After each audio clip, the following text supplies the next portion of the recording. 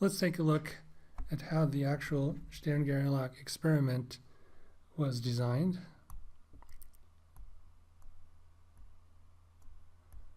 There was an oven in which silver was vaporized, and silver atoms were allowed to fly out of this little hole in the side of the oven.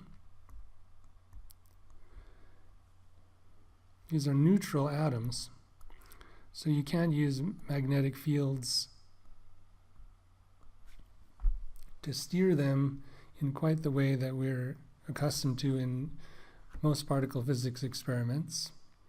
So they made a collimator, just simply barriers with holes to create a narrow beam of silver atoms. Then there's a special magnet, which I have to talk to you about.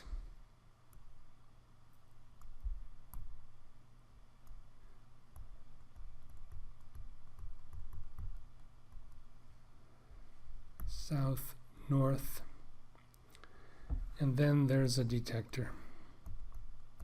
Basically a screen onto which silver atoms got deposited and stuck on. The view from the beam of particles point of view of this magnet is the top south plate or pole was kind of flat, and the north pole was pointy. And as a result, the magnetic field lines were spreading out like this, so it was not a uniform magnetic field in that gap. It was an inhomogeneous magnetic field. And that's the key to the Stern-Gerlach apparatus. You have to use an inhomogeneous magnetic field. And the objective was to determine the direction of the magnetic dipole moment of individual atoms as they came through the detector. So for convention, we're going to use a device of this orientation, and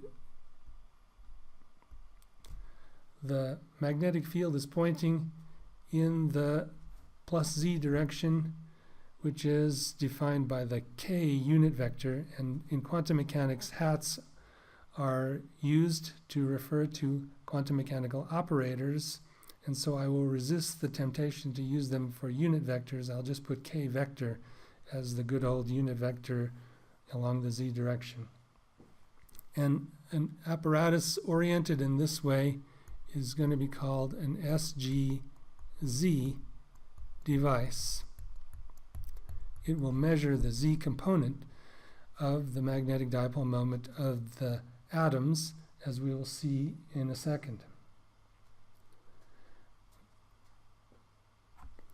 An inhomogeneous magnetic field exerts an upward or downward force on a little bar magnet that's flying through the gap of the magnet.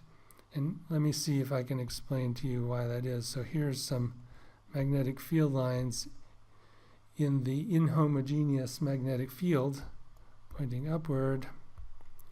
And if I were to put a little bar magnet in there with north on the top and south on the bottom, the north pole would be pulled upward and the south pole would be pulled downward.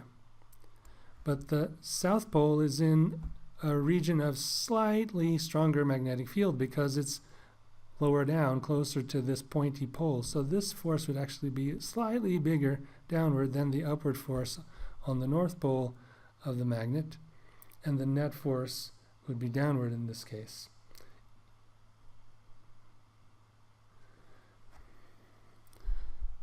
For a magnetic dipole in a magnetic field,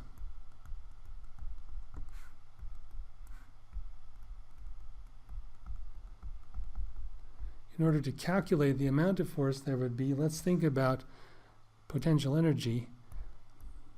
In E&M, we learned that the potential energy associated with the interaction of a magnetic dipole with a magnetic field is minus mu dot the magnetic field B. And we know that the force is related to potential energy by force equals minus the gradient of the potential energy from classical mechanics.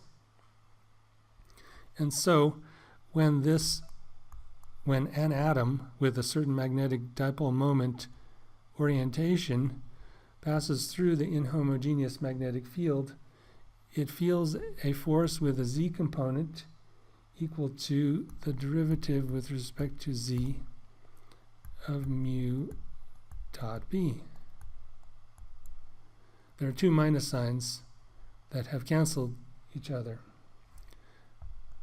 So to the extent that the magnetic field points in the z direction and that the magnetic moment is not changing its orientation during the flight through the magnet, which is a good approximation, the force is the z component of the magnetic moment times the magnetic field gradient, the rate of change of the z component of B with respect to z.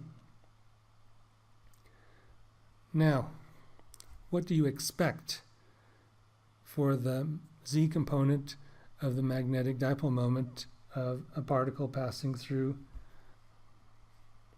the magnetic field? The z component of the magnetic dipole moment is equal to the magnitude of the magnetic dipole moment times the cosine of the angle of the moment with respect to the z direction. Here's the k unit vector again. This angle right here is the theta that I'm talking about. And as random silver atoms fly out of the oven with no particular organization to the orientation of the magnetic moments, you expect to have all conceivable values of theta between 0 and 180 degrees. So cosine theta will have all values between 1 and minus 1. We expect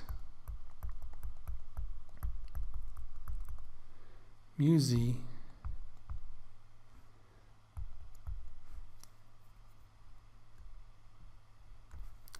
to have a continuous distribution